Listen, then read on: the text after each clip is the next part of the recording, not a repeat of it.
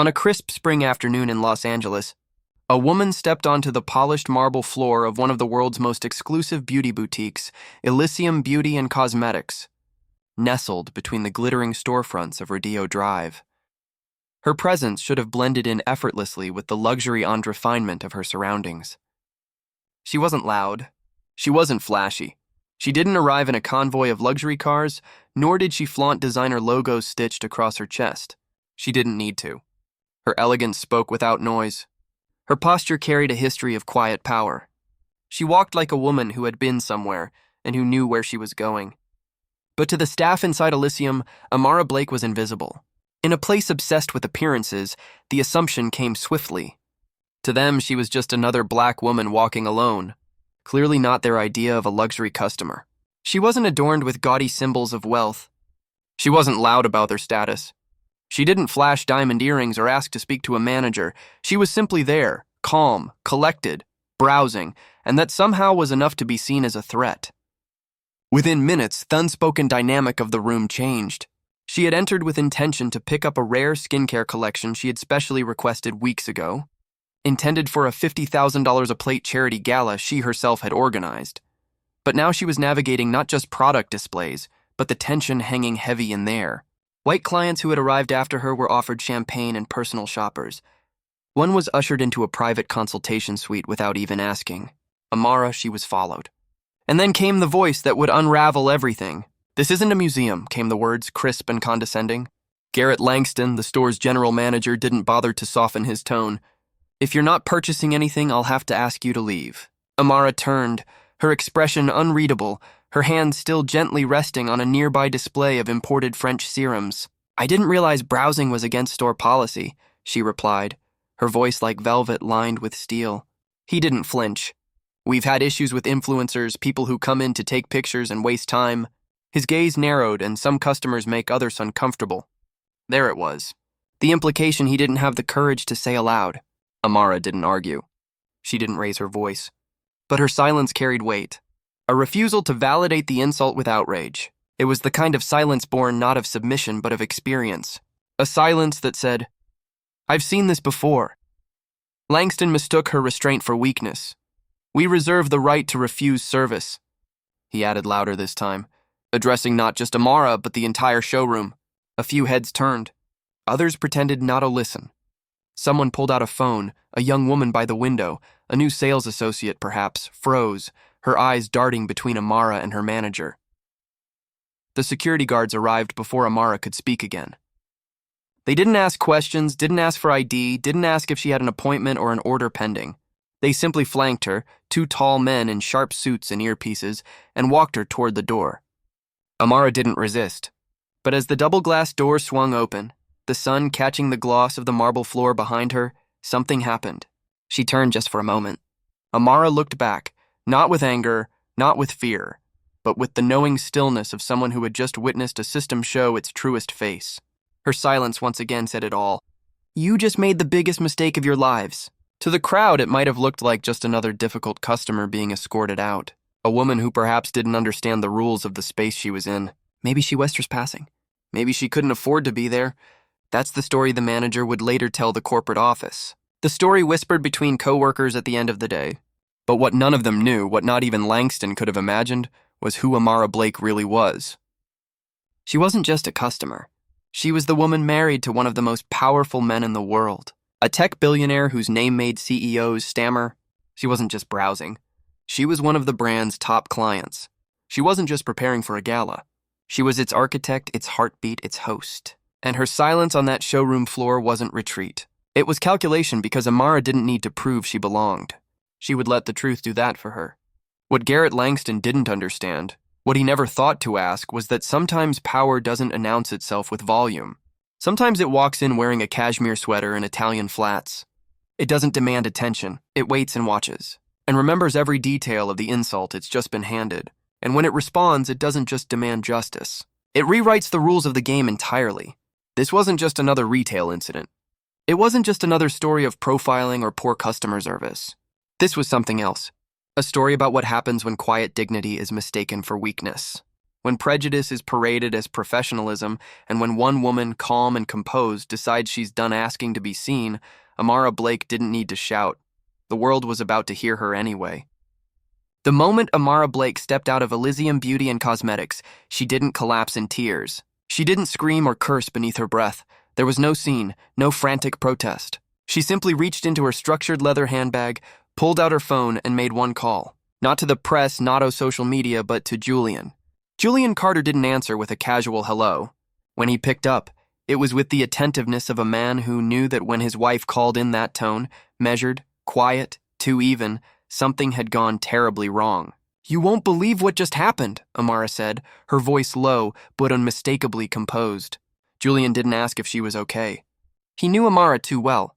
She would say she was, even if she was unraveling inside. Instead, he listened, absorbing every word as she recounted the humiliation, the suspicion, the way she'd been physically removed from a place she had every right to be in. Not because she raised her voice, not because she did anything wrong, but simply because she didn't fit someone's idea of who belonged in a luxury space. Julian didn't interrupt. He didn't react yet. He listened like a man gathering facts for a mission. When Amara finished speaking, there was a silence on the other end of the line. Not the kind that implies uncertainty, but the kind that foreshadows action, the kind of silence that comes before a seismic shift. "Come home," Julian said. "We'll handle this." And with that, the machinery began to move. At their penthouse overlooking San Francisco Bay, the world outside glimmered in twilight as Julian Carter convened his inner circle. This wasn't the first time he'd seen injustice wrapped in polish. He'd grown up watching his mother followed through department stores, had seen the way security guards would shadow his father in banks, the way clerks would speak slowly and dismissively as if money had a face and it didn't look like theirs. But this was different. This was Amara, the woman who'd stood beside him through every sleepless night, building his tech empire from nothing. The woman who'd helped him navigate boardrooms, philanthropy, parenthood, and fame without ever asking for credit. The woman whose silence held more power than any press release ever could. Julian didn't need the world to know who she was, but now they would. By the time the moon had risen, Julian's corporate team was already tracing the ownership structure of Pinnacle Luxury Group, the parent company behind Elysium. On paper, it was just another brand in a crowded luxury market. But in reality, it was a symbol of who gets to feel seen, who gets to feel welcome, who gets to exist in elite spaces without apology. Julian wasn't fueled by vengeance. He was driven by precision. There would be no lawsuits, no public threats, just quiet action, strategic acquisition, a methodical dismantling of the walls that people like Garrett Langston had built around beauty and belonging. While the world slept, Julian bought silence, shares, rights, seats at the table. He moved through the market with the agility of someone who had built companies that changed how people lived and worked. By dawn, he wasn't just a billionaire making headlines. He was the majority stakeholder of the very company that had dared to shove his wife out its doors. But Amara didn't want a headline. She wanted Ashift. At sunrise, she stood at the window, her hands clasped around a cup of green tea. She wasn't surprised by Julian's speed, but she was thoughtful, calculated in her next step. This wasn't just about her, and she knew it. What had happened to her was not rare. It was simply documented because this time it had happened to someone with the power to respond. But what about the women who walked into stores every day and were dismissed before they could speak? The young girls who were taught to dim their presence in high-end spaces? The professionals, the artists, the mothers judged before they could introduce themselves?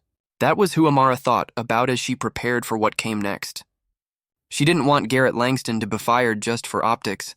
She didn't want an apology crafted by PR professionals and posted on a brand's Instagram. She wanted something deeper, something that couldn't be undone with a press release. So, she worked alongside Julian, but in her own way.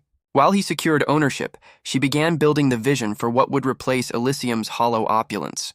She didn't want to patch a broken system. She wanted to tear it down and rebuild it in her image, and in the image of everyone who had ever felt invisible in places like that. She began sketching ideas, not just products, but spaces, experiences. What if luxury could feel warm instead of cold? What if staff were trained toward not just credit cards, but humanity? What if elegance could be decoupled from elitism? She gathered interior designers, cultural consultants, and educators. She pulled in voices who had long been pushed to the margins. Black women, queer designers, indigenous artists, disabled creators, people who knew what it meant to build beauty in the shadows. Amara wasn't trying to burn down a brand.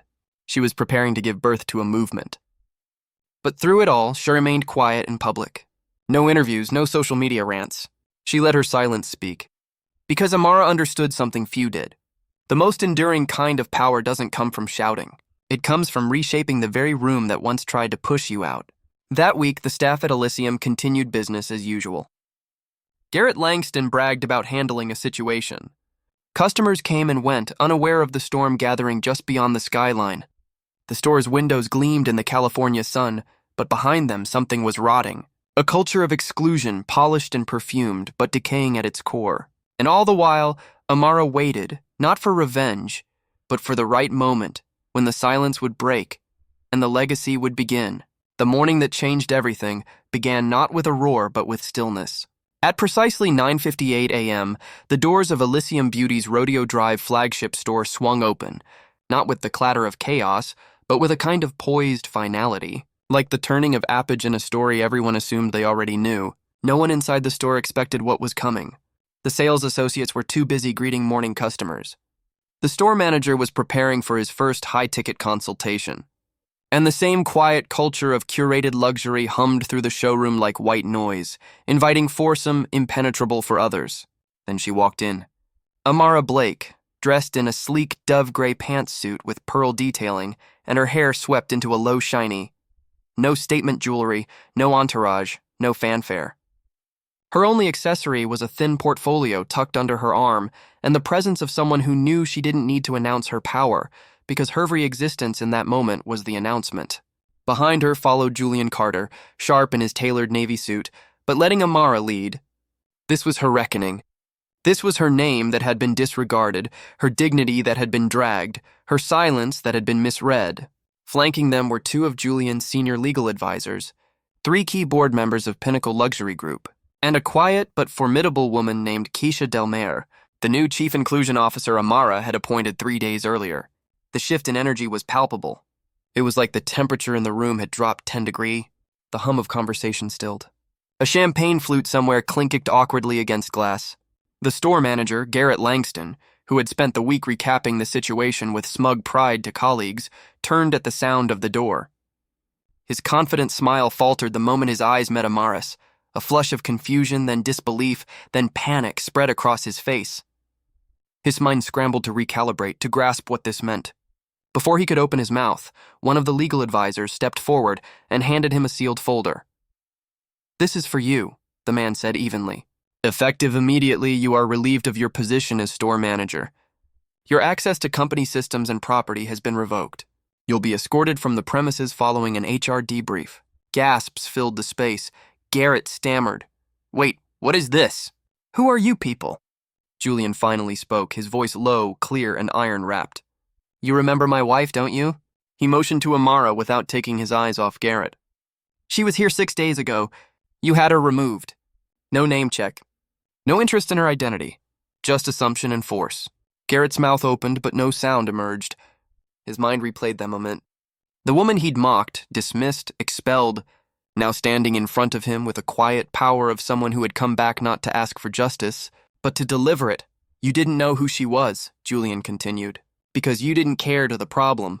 Amara didn't say a word, not yet. Her silence was deliberate. I echoed louder than any accusation ever could. Garrett reached toward the folder with trembling hands. His voice, once filled with casual arrogance, now cracked. "This has to be a mistake. I didn't mean, but you did," Amara said at last, her voice like silk stretched over steel. "You meant every word you said, every action. You meant to humiliate me because I didn't look like the kind of customer you thought mattered." Her words weren't angry. They were measured, devastating in their precision. Julian turned his attention to the rest of the staff. "Let me be clear. This isn't about one manager. This is about a system that has operated unchecked. A system that told my wife she didn't belong while welcoming others with champagne and curated smiles." Another staff member, a young black woman in sales, lowered her eyes. She had seen it happen, had said nothing, not because she agreed, but because fear had been baked into the foundation of her job. Keisha Delmare stepped forward now, clipboard in hand. "Starting today, Elysium Beauty is no longer operating under its previous name or leadership model. Effective immediately, all locations are being transitioned under new ownership. There will be mandatory training on cultural sensitivity, implicit bias, and ethical sales practices. And there will be its deep ones. She glanced around the room. If this makes you uncomfortable, you're free to leave now. No one moved. The tension hung thick and electric. Amara finally opened her portfolio and laid it gently on the nearest glass counter. Inside were photographs, receipts, transcripts, testimonies from former employees who had experienced similar discrimination. Data analytics that showed measurable disparities in how customers of color were treated versus white clients. This wasn't about one incident anymore. This was about patterns, about rot that had grown in marble-floored silence. Every story you see in this folder, she said, started the same way mine did, quietly, dismissively, with someone being told not with words, but with tone and treatment, that they didn't belong. She paused, and every single one of them deserves better. A customer near the fragrance counter who had been recording the entire exchange on her phone wiped a tear from her cheek. This was more than a confrontation. This was a reckoning. Outside, traffic moved as usual. Tourists strolled by, unaware that inside this opulent space, a revolution in luxury was unfolding. One not built on louder marketing or trendier packaging, but on truth. On a long overdue shift in who gets to feel seen, heard, respected. Garrett Langston was escorted out without further protest. His career crumbled not from a PR scandal, but from a quiet storm that had been gathering strength for days. A storm he had unwittingly invited with every dismissive glance, every smug insult. As the doors closed behind him, Amara finally let out a breath. Not relief. Resolve, because this was only the beginning. In the aftermath of Garrett's exit, Amara addressed the staff one final time. This place told me I didn't belong. And today I'm telling you I do. We do. From this moment forward, the door doesn't swing based on race or assumptions or bias. It swings based on humanity. The staff stood still. Then slowly, the young black saleswoman stepped forward. I saw what happened last week, she said quietly. I should have spoken up. I didn't, but I want to now, and I want to stay. Amara nodded, her expression softening. Then you're part of the change. Julian placed a hand gently on his wife's back as they walked toward the door. Outside, the city buzzed. Inside, a new culture was beginning to take root. Not just in that one store, but across an entire brand, an entire industry. The quiet storm had come, and nothing would ever be the same again. In the weeks that followed the seismic shift at Elysium Butte's Rodeo Drive flagship, the story of Amara Blake and Julian Carter reverberated far beyond the marble-clad boutiques of Beverly Hills. What began as a humiliating moment of racial profiling had become a public reckoning, then a corporate takeover. But what came next surprised even the most cynical observers, because while many anticipated a scorched earth response from Julian and Amara, what they delivered was something far more potent and infinitely more rare, a vision for birth. Amara didn't return to Elysium's boardrooms seeking revenge. She returned with blueprints. While headlines screamed about the billionaire power couple who shut down a luxury empire inside the Carter penthouse, conversations were far more introspective. Julian, the man with access to any resource money could buy, had paused. We can tear it all down, he said one night, as they sat overlooking the lights of Los Angeles. But then what do we leave behind? Amara, barefoot on the balcony, looked out into the city that had both elevated and tried to erase her. We'll build something better, she said simply. And from that moment, Legacy was born. Legacy wasn't just a rebrand.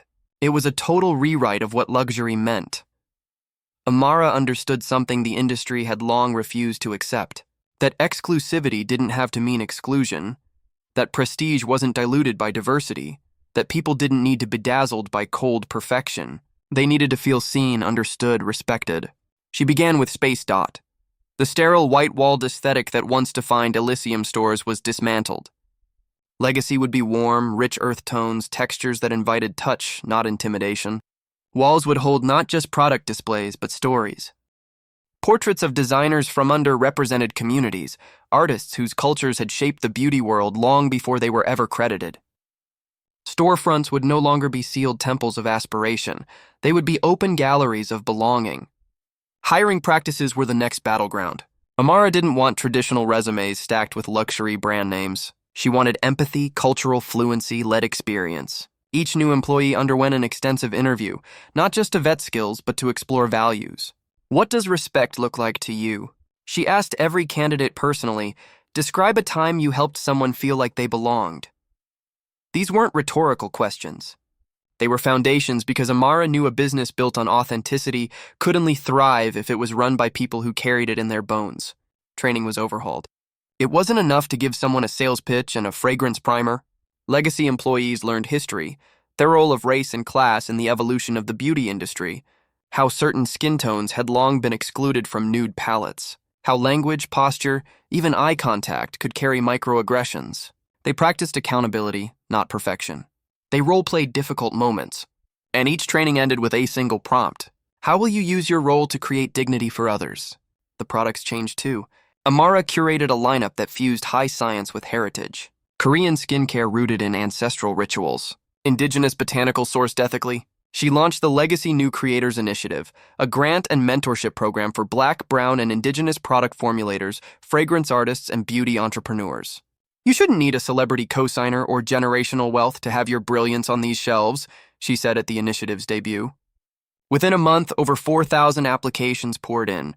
Julian, for his part, made sure the infrastructure met the ideals.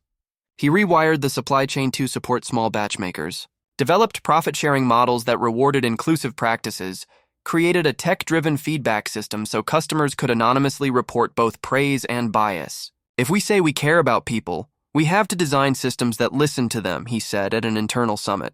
Legacy's flagship store reopened exactly 6 months after Amara had been thrown out of Elysium. The crowd that gathered that morning wasn't just curious, it was reverent. Among the first visitors were the same types of customers who had once been turned away. A young hijabi entrepreneur, a Black trans fashion student, a Latina professor shopping with her teenage daughter. They didn't come because it was trendy. They came because it felt like theirs. Inside, Amara stood quietly behind the welcome desk. Not as a CEO seeking applause, but as a host welcoming guests into a space where they were not just tolerated, but embraced. One woman approached her with tears in her eyes. "You didn't just build a store," she said. "You built proof that we belong." The press asked Amara repeatedly whether this was a revenge story. She never answered directly, but in an interview with a prominent national outlet, she shared this.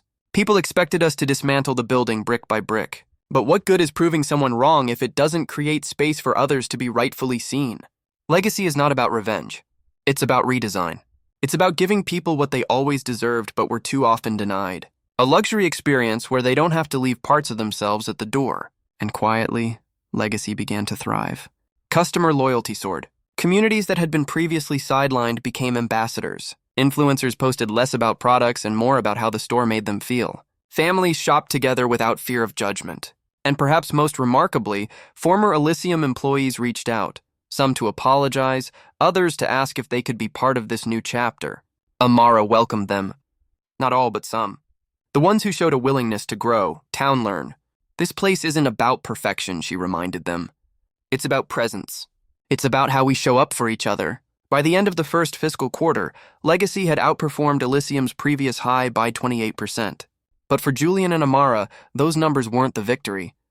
The real triumph was seeing a little Black girl walk into the store, touch a lipstick, and not look over her shoulder for permission. The return had never been about taking back power. It had always been about giving it away in ways that built a new world. One where worth wasn't defined by appearance, assumptions, or excess. One where dignity walked beside every customer, every team member, every dream. The empire had fallen. And in its place, something infinitely more valuable was rising. The world didn't change overnight, but it felt different. The moment the first Legacy store opened its doors in Atlanta, a city rooted in Black excellence, resilience, and renewal. Amara Blake stood just inside the entrance, watching people filter in. They didn't rush. They took their time, looked around, touched the displays, breathed in the subtle lavender and sandalwood scent that filled the space. Some whispered, others wept. One woman mouthed, "Thank you," without a sound. That morning, Legacy didn't just open a store. It opened a possibility. Julian Carter, standing beside Amara in a tailored charcoal jacket, quietly squeezed her hand. There were no speeches, no ribbon cutting, just the sound of footsteps, laughter, discovery, the rhythm of inclusion. Each customer who walked in wasn't simply a buyer. They were part of something living, something layered with purpose. This was what they'd fought for, not status, not profit, belonging. Legacy's growth wasn't built on aggressive expansion. It was intentional. City by city, neighborhood by neighborhood, each new location was scouted not for prestige, but for cultural significance. Harlem, Oakland, Bronzeville. Each store reflected its community, local artists featured on the walls, product shelves lined with regional talent, staff members who spoke the language, both literally and metaphorically. Amara insisted on hiring local consultants, listening before building. "We don't bring legacy to a place," she often said. "We build it with the people already there." In monthly town hall-style meetings, Amara met with staff and customers alike. The rooms were filled not with shareholders, but with school teachers, barbers, immigrant mothers, and young black and brown creators with big ideas and small platforms. "What do you need from us?" she'd ask. "How can we make this yours?" Legacy, she believed, was never meant to be a monument. It was a bridge. Over time, Legacy became more than a brand. It was a movement, one that reimagined what leadership, luxury, and justice could look like when they worked together. Julian expanded the foundation, awarding business grants to underrepresented founders. Amara launched Legacy's Institute of Inclusive Retail, training hundreds of future industry professionals, scholarships, mentorships, second chances. It all grew from that one moment when she refused to bow her head on Rodeo Drive. Amara never forgot what sparked it all. The injustice, the humiliation, the silence, but she didn't let it define her. She used it, transformed it. And as she stood inside yet another news store, this time in Detroit, where her mother once cleaned offices at night, she looked at the faces surrounding her and smiled. This, she thought, is the true luxury, walking through a door once closed and holding it open for others to walk through too. That was the heart of Legacy. Not the stores, not the numbers, but the people, the possibility, the future, one door at a time. Amara Blake's story is not just about one woman standing tall in the face of prejudice. It is a testament to the transformative power of dignity, silence, and unwavering self-worth. From the moment she stepped into Elysium Beauty, all she sought was a simple act to be treated as an equal. Yet what she encountered was a stark reminder that wealth, grace, and success do not always shield Black individuals from bias. Her quiet presence was met not with welcome, but with suspicion. Her calm demeanor wasn't interpreted as elegance, but as unfamiliar, and in that cruel moment of humiliation, she was shoved through glass doors not because she lacked value, but because the world inside that store refused to see it. But this story didn't end with shame. It began there, with the support of her husband, Julian Carter, a man whose brilliance had built a tech empire. They transformed that pain into purpose. They didn't shout, threaten, or seek public revenge. Instead, they moved with precision, acquiring ownership of the very company that had tried to erase her. In doing so, they rewrote the rules. They didn't just fire one prejudiced manager. They exposed a culture of systemic exclusion and demanded accountability. And through it all, Amara remained poised, never once using her status to seek validation. Her strength was never in her titles. It was in her restraint, in her refusal to be defined by anyone's assumptions. But perhaps what's most powerful is not what they tore down, but what they built in its place. Legacy. The luxury brand born from their vision became a lighthouse in a stormy sea of elitism. It didn't just welcome people who had been historically excluded. It honored them. From Atlanta to Harlem, from storefront to boardroom, Legacy embodied a new standard for what excellence should look like. Inclusive, intentional, and deeply human. Every store, every scholarship, every new hire was a brick in the foundation of a better future. Amara didn't just create space. She held the door open and dared the industry to follow. The lesson from this story is profound. When you are underestimated, you do not need to scream to be heard. Let your character speak. Let your purpose respond. You don't always have to fight fire with fire. Sometimes you fight it with vision. In a world that often rushes to judge by appearances, remember this. Your worth is not up for debate. And your legacy is not determined by the people who fail to see you. It's defined by how you choose to see yourself and what you build when the world tries to push you out. So how do we apply this today? Whether you've been dismissed at work, ignored in a meeting, or made to feel invisible in spaces where you belong, remember Amara's journey. Stand firm in your truth. Channel your frustration into fuel. Use your voice with clarity and your actions with purpose. And above all, never let anyone else tell you what spaces are meant for you. If this story moved you, if it inspired you to believe in something better, stronger, and more just, please take a moment to subscribe to this channel. Your support helps us continue telling powerful stories that matter. Stories that challenge, uplift, and remind us of the world we're capable of building together. Thank you for being part of this journey. More is coming, and you won't want to miss what's next.